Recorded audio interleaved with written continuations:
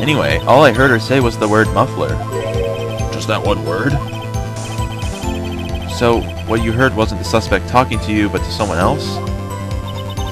Yes, the chief prosecutor was talking on her phone. Her phone? You mean this cell phone? Ask further. By phone, do you mean this cell phone discovered at the crime scene?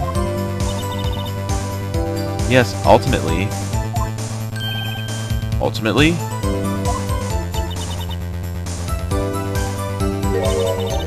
Sorry guys, that popped up, but I really needed to check something there.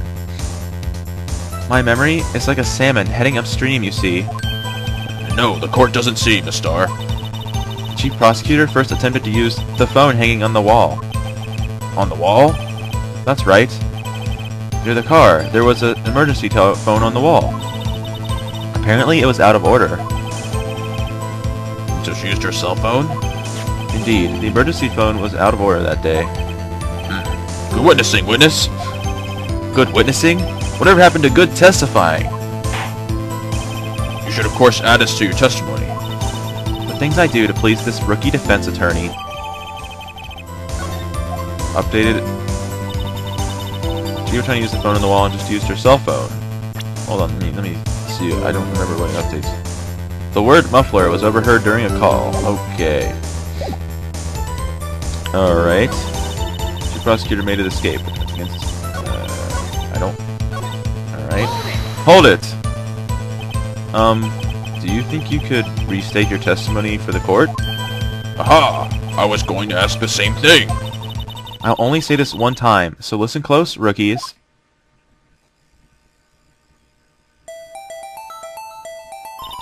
The chief prosecutor stabbed the victim and ran behind the partition. Then she picked up the emergency phone on the wall, but it was out of order. So she pulled her own cell phone out of her pocket. That doesn't make sense. During that time, you climbed over the chain link fence.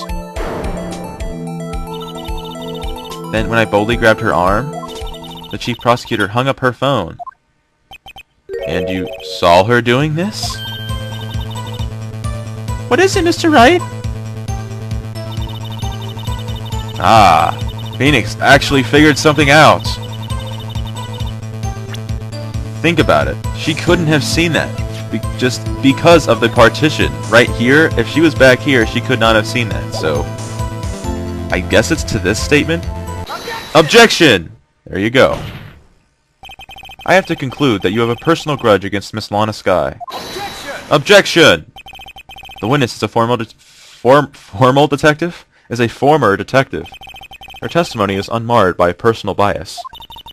Well, who would have thought you would be my knight in shining armor, prosecutor? You, who together with the chief prosecutor, kicked me out 2 years ago. Well, Miss Starr? That's kind of an interesting detail that no one really commented on there, but... this is a fatal contradiction with your testimony. How do you explain this? I don't know what you're talking about. Mess with me, and I'll make you cough it all up. Let's look at the floor plans. You said you witnessed the crime from this point. However, if that's true, you couldn't possibly have seen Miss Skye making that phone call. I believe you see what I'm getting at? That emergency phone was on the back side of this partition. If indeed you were in B block, you couldn't have seen it. No. Warg! Warg! Order! Order! What is the meaning of this?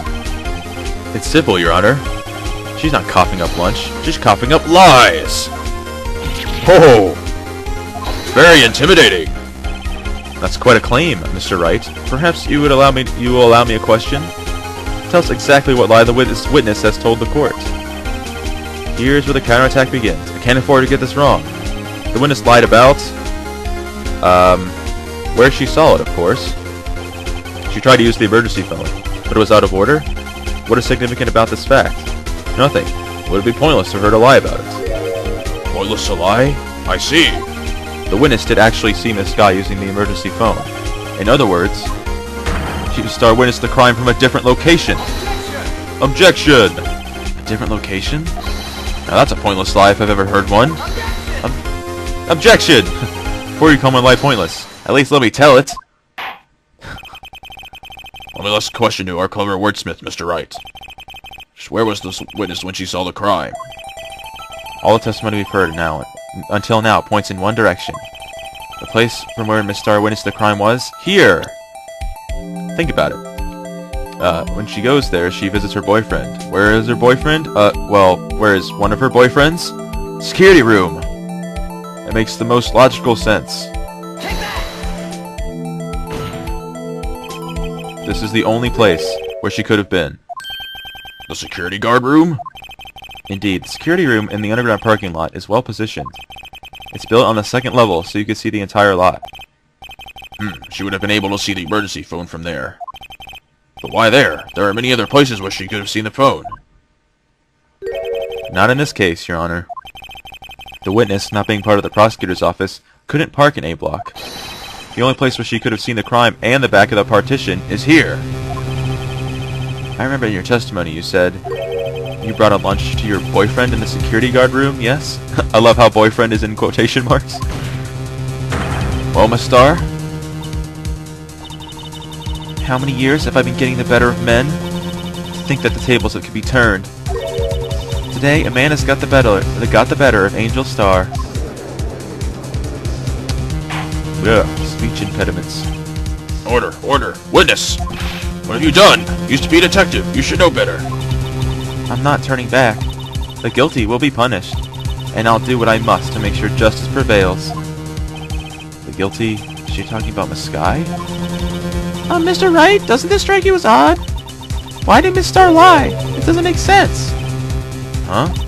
She could have just said she saw the crime from the security guard station. It wouldn't change anything. Exactly. This photograph tells all. It was a defendant who stabbed the victim. That truth still stands. Objection! It still stands? I disagree, Mr. Edgeworth. What? If a witness is found to be lying, they're guilty of perjury. She knows this. She wouldn't risk that without a good reason. So tell us what her reason was, Mr. Wright. Huh? Me? Who else? Mr. Wright, let's review what we know. Miss Starr witnessed the crime from the security guard station. But she lied and said she saw it from B block. Must make a vital difference. But what? What would change?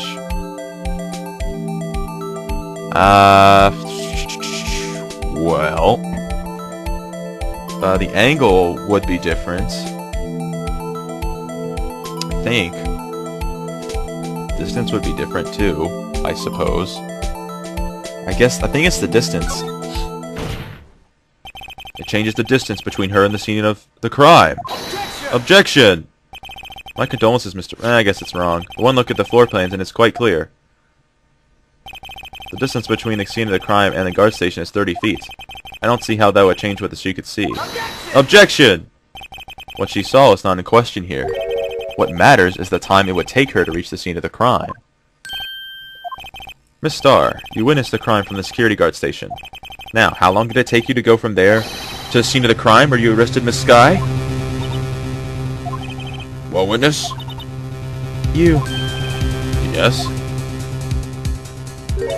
You ordered these squid wheels, right? The quality of my lunches has gone from low to inedible. I was bringing a PB&J lunch with fresh boysenberry jam to my boyfriend. Boysenberry for the boyfriend. He wasn't in the station, so I waited. I witnessed the crime from the glass-walled station. And before I knew what I was doing, I found myself running towards the scene. But the door was locked. I couldn't open it. So she had to go all the way around and climb the fence. That's why I had to go through the visitors parking in B block. That's quite a detour. It probably took me at least 5 minutes to get to the scene of the crime. For 5 minutes? That's a large time gap. Well, large in this context. This changes things considerably. But it was that woman over there in the defendant's chair who stabbed him. I know it. I have photographic evidence. I swear it. I swear it on my finest plastic spork. You have a point, and the spork is a wonderful invention. I agree. Would you like another caviar lunch? Absolutely. Uh-oh. Mr. Wright, you have to do something! Do I have any evidence to stop this? Sure. 5 minutes between the witnessing of the murder and the arrest. Think about it. You could make a pasta in that amount of time. If you like it al dente. I've got lunchboxes that tie pasta in the knots, rookie. A 5-minute blank. Isn't that strange? Strange? If you were a criminal, what would you do with 5 minutes, Your Honor? Well, I guess I'd flee the scene. Hey! Don't get the wrong idea. I didn't kill anyone. Yet. But you have the instincts of a killer.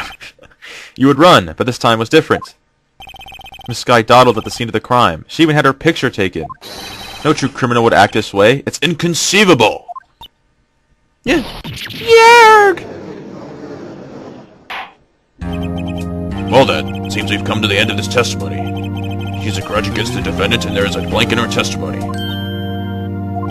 Mr. Edgeworth, is the next witness ready to go? Unfortunately, I appear to have overestimated this witness on account of her professional history. We did it! We screwed that can shut, Mr. Wright! That was too close. I'm afraid that the cough-up queen has been dethroned. And with that, the court is adjourned. Hold it.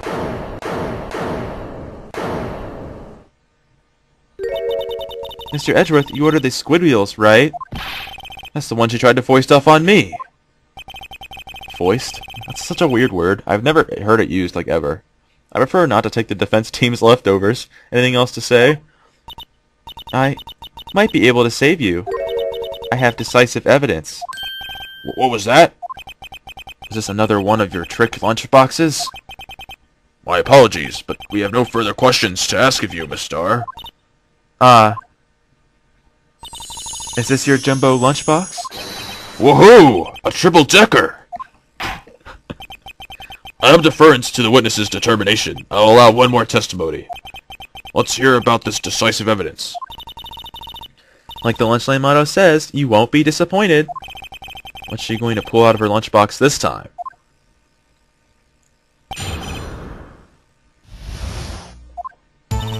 I should have mentioned those 5 minutes when I wasn't looking at the crime scene. And now, to the matter of the victim's shoe, did I not bring this up? 2 types of blood were found on this shoe. One was, of course, the victim's, and the other was the defendant, Miss Lena Skye's blood. This shoe proves it. It's flawless, decisive evidence. Oh my. What? There was blood found on that shoe? Try Lunchland for all your lunch and decisive evidence needs. Oh my. Objection! Witness, what is the meaning of this? Why is this the first time I've heard of this evidence? Simple, as I've already said. I don't trust you with evidence, Mr. Edgeworth. That's why I took the liberty of investigating this myself. And you had blood tests performed? Didn't I mention? I have 3 boyfriends in forensics. In any case, Your Honor, I can't accept this as evidence. What? You should know the 2 rules of evidence law, Miss Starr. Rule 1, no evidence shall be shown without the approval of the police department. In other words, this shoe is illegal evidence, at least for the time being. Is that right, Mr. Wright? Seems so. Edgeworth sure is celebrating. Not so fast, Mr. Edgeworth. Don't forget, I used to be a detective. As I mentioned previously, this shoe has already been tested by a member of the forensics department. As you can see, it was approved by the police department as of today. Even the general public can produce official evidence, Mr. Edgeworth. Ugh. Is that right, Mr. Wright? Seems so. Edgeworth is looking pretty solid. You can at least take some evidence, Law. Really? Yeah, you probably should know of that, actually. Prosecution's complaints notwithstanding, It appears that this evidence satisfies the first rule of evidence law. Well, it seems to have yet another count against you, witness. Anything to ensure that the guilty are properly judged. Now we have the victim's shoe. Very well, Mr. Wright. You may cross-examine the witness. Well then. This trial is getting lengthy. Hold it! Why did you lie about those 5 minutes? I guess you could say I just wanted people to look at the results. The results? How many times do I have to say this? I saw the chief prosecutor stab the victim before my very own eyes. Compared to that, a 5-minute blank means nothing. Then why didn't you just tell the truth? Don't make me laugh. We're dealing with the most untrustworthy of the vile lot known as prosecutors. Falsified evidence, arranged testimonies, erasing and manipulating evidence. When you fight monsters, you need to use every trick in the book. This is when the suspect is admitting she did it. False testimony is the most despicable crime of all, Miss Starr. Let's just get this over with. I agree. Hold it! And you found the shoe at the scene of the crime? I detained the chief prosecutor and notified the police department. I wanted to make myself useful while I was waiting for the police to arrive. So, like an ill-trained pooch, you snuck off with a shoe. I was afraid someone would erase the chief prosecutor's crime. The shoe was my secret weapon if that should happen. See this fashionable basket I have here? It carries more than lunchboxes, gentlemen. Happy for you and your lunchbox bag, really. In any case, you removed valuable evidence from the scene of a crime. Now, tell us what you did next.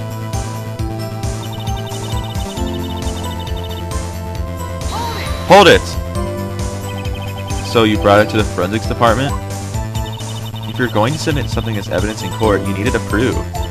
To do that, evidence must be analyzed by a forensics expert. She got away with her little coup because she used to be a detective? The shoe does appear to have bloodstains on it. Makes sense. After all, a man was stabbed here. And that blood belonged to the victim, Detective Goodman? As I said, there were 2 types of blood found on the shoe. Hold it! You can't say for sure the blood belonged to the victim with a blood test. You claim to know something about blood tests, rookie? Huh? Well, speak up! Well... blood comes in 4 types. A, B, O, and AB. However, you can't tell from a blood test whether a murder was performed in cold blood. That's just a figure of speech, Mr. Wright. Actually, if you combine all the various blood tests, there are millions of types. It's practically impossible to narrow a blood sample down to one person. Or so I hear. Millions of types? If I had a little more time, I could have gotten DNA test results. But they said there's very little doubt it could be anyone's but Miss Lena Skies. So the suspect's blood was found in the victim's shoe. That ties her directly to the death of Detective Goodman. I was afraid he was going to say that. I guess it does. Hold it! I can't let this evidence go through without a fight. You ordered the peppered fish guts, right? Ew. Some like it hot, Mr. Wright. Some, like your client, she's in enough hot water to make a whole batch of soup. Mr. Wright! Mr. Wright! Do you or don't you have a problem with this shoe? A problem? This is critical. What's wrong with the victim's shoe? There's a problem. Actually, I think if you look at the shoe, you can look at it, and you'll see that there's blood on the bottom of the shoe, as well as blood on top of it. So we can examine it if you want. Ah, there's blood here too. On the sole of the shoe? It's got to be the victim's. He must have stepped in a puddle of his own blood. All this blood, it's horrible. This blood might be an important clue. There you go. So yeah. If I'm not imagining things, I'd say there's one critical problem with this evidence. A clear contradiction! That gleam in your eyes. You're still young, rookie. I'd give you a peppered fish gut now. But you couldn't take the heat, could you? That is just... Ugh, that's disgusting. Let's hear what Mr. Wright has to say. What is contradictory about the victim's shoe? Show us the problem with this evidence. I think it's the blood on the bottom of the shoe. I wonder if you noticed there's blood on the bottom of the shoe? Don't mess with me, rookie. Or it'll be your blood on the bottom of my shoe. Indeed, there's quite a bit of blood on the bottom of the shoe. It makes sense. The victim was stabbed with a knife. What could possibly be contradictory about blood on the bottom of his shoe?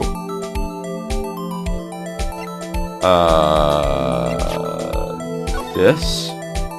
If you look at this crime scene, there's no blood on the grounds. I think that's the answer. Take that! The problem lies in the footprint. The footprint? Note that the bottom of the victim's shoe is covered in blood. Then, isn't it strange? Why weren't any bloody footprints found by the scene of the crime? Aha! As you can see, there were no traces of any such footprints at the scene of the crime. That contradicts your claim about this shoe. Objection! This picture only shows part of the floor, so there could have been bloody footprints. Objection! If there were bloody footprints, then they would have been found. We checked the scene and found nothing of the sort. That's true. Order, order, order! Well, witness? What, huh? Great going, Mr. Wright, but it's true that the lack of a footprint is a contradiction. But then we have to ask why there wasn't a footprint. Oh. That's true. There has to be a reason why there wasn't a footprint. Think, Mr. Wright, think. Think, think, think. Think, think, think. Hey, I don't know why it's not there. I'm just good at finding contradictions. What? Hold it! That would be Edgeworth? I see. Now I get it. Get what? Our witness is more devious than I gave her credit for. We were hoodwinked to the very end. But she slipped. There is one vital hint to the truth in her testimony. What are you talking about? Think back to when she told us about apprehending the suspect. Ah, she kicked over an oil drum.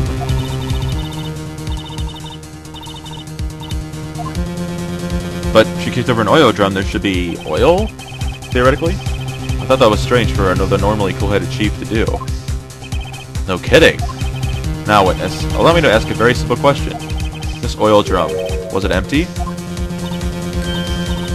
Oh, that, I'm not sure I like your attitude, Mr. Edgeworth. Though apparently you're not the slowest conveyor belt in the lunchbox factory. Witness, well, was the oil drum empty? The oil drum kicked over by the chief prosecutor was brimming with water. Water? What does that mean? Still don't get it, Mr. Wright? Do you want to know the reason she knocked it over? The real reason? Aha! You don't mean... Yes, the suspect knocked over that oil drum for one reason and one reason alone.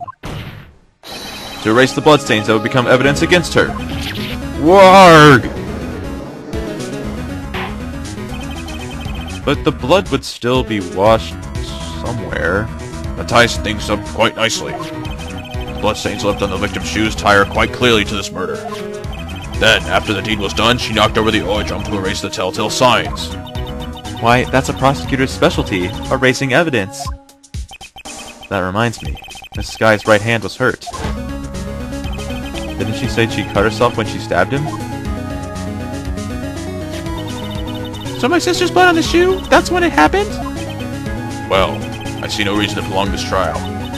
Mr. Wright, do something, please! What? What can I do? Your sister has confessed to the crime, and she tried to conceal it. But... Enough. There is no need for further debate. The verdict, Your Honor. Very well. But Angel Star is on the prosecution's side! She could have been lying about the water! This court finds the defendant, Miss Lana Skye. Hold it! Man, didn't see that one coming. Little girl, what did you just say? Huh, me? Did you just say that I, Angel Star, was on the prosecution's side? Well, yeah, you are. You're saying my sister hid evidence by erasing the bloody footprints. Well, I thought you had your fill, but here you are, demanding a second helping. Another lunchbox. A lunchbox called evidence. Wait, witness! Don't tell me you have something else! Objection! You've reached your verdict, Your Honor. Any further comments will be held in contempt of court. Your threats don't scare the cough-up queen. Look at this. Oh, another photo. Photograph? I had this just in case anyone had the gall to suggest that the white shoe didn't belong to the victim. I see no room for error in this evidence. Mr. Wright, wait! Look at the asphalt in this photo. Hey, it's clearly wet. Erasing the last trace of doubt from the court's mind. Immediately after the murder, the crime scene was washed with water. I'm sorry, Mr. Wright. I guess I couldn't help after all. It's not your fault. I knew I couldn't win this case from the beginning. Phoenix, it's not over yet. And it seems that this is what your sister wanted anyway. No, Phoenix. Phoenix, think Inception. Inception is the key to victory here. I'm sorry, Mia. Think about Inception and scarves.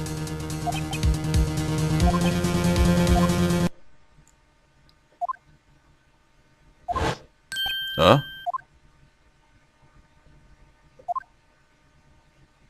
How is he hearing Mia? I think you've gone crazy, Phoenix. It's the last piece of evidence. Very well, this time I'd like to declare a verdict for good. Objection! Your Honor, wait! What is it with you people? Can't I hand down my verdicts in peace anymore? Whatever it is, can it wait? No, it can't! Then it will be too late! Look at this photograph, the last one submitted. This trial isn't over, so we give each piece of evidence proper consideration. So, Wright, are you saying there's a problem with this latest piece of evidence?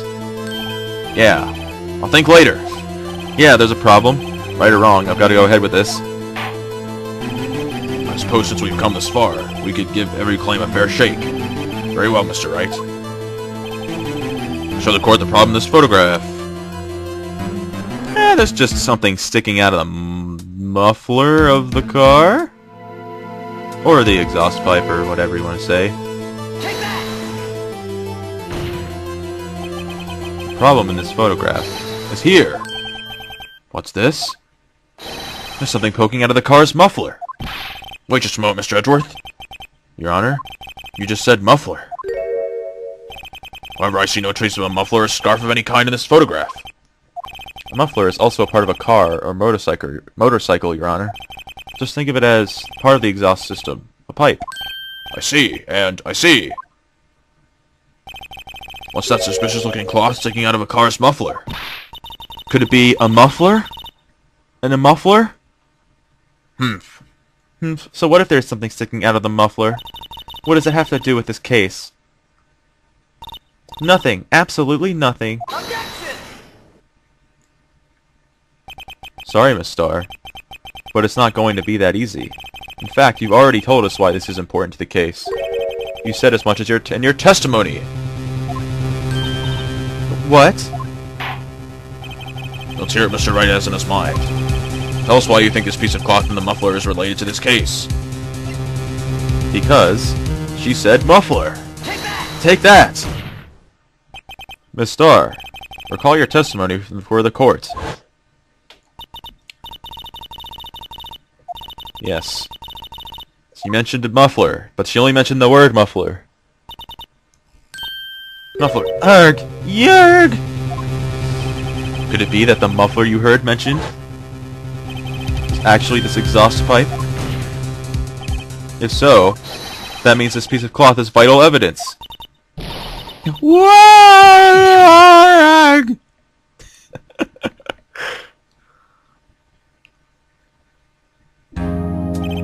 Well, it seems we will have to suspend the proceedings. Suspend? I find myself wondering about that piece of cloth. If we leave any question unanswered here, we do a disservice to the law.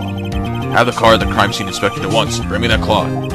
Verdict will wait until after we've seen all the evidence. Agreed? I suppose so. Whew. That was close. But we made it. At least for now. The court will adjourn for a 30-minute recess. It's lunchtime after all. He's still... It's not... This isn't the judge talking. I'm pretty sure this is supposed to be Phoenix. He's still hungry? To be continued. Alright guys, this is not the end of the trial, but I'm going to stop this Let's Play part here, because this trial is getting quite lengthy.